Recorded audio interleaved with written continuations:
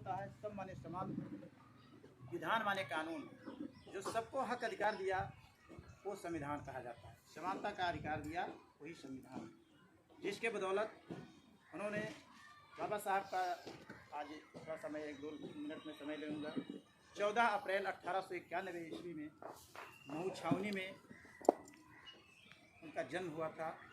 पिता रामजी राव और माँ का नाम भीमाबाई था।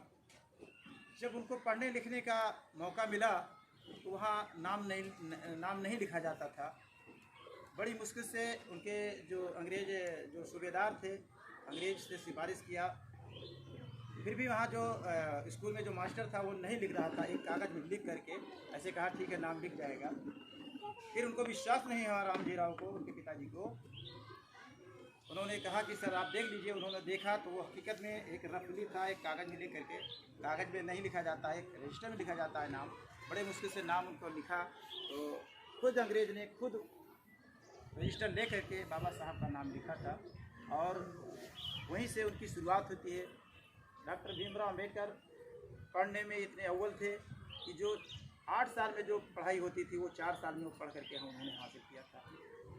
MA, LLB, LLD, PhD, बार एटला, DLIT, न जाने कितनी डिग्री, 36 डिग्री उन्होंने हासिल किया था।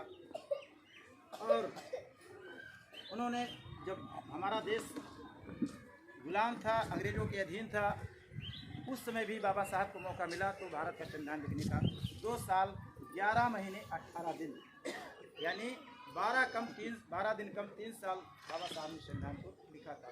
जो हाथ में लिए बाबा साहब से रखे हुए हैं, भारत का संविधान उन्होंने लिखा। और जब संविधान समर्पित किया जाने लगा तो नेहरू और पटेल और तमाम लोग रहे उसमें, तो बाबा साहब थोड़ा मुस्कुरा रहे थे।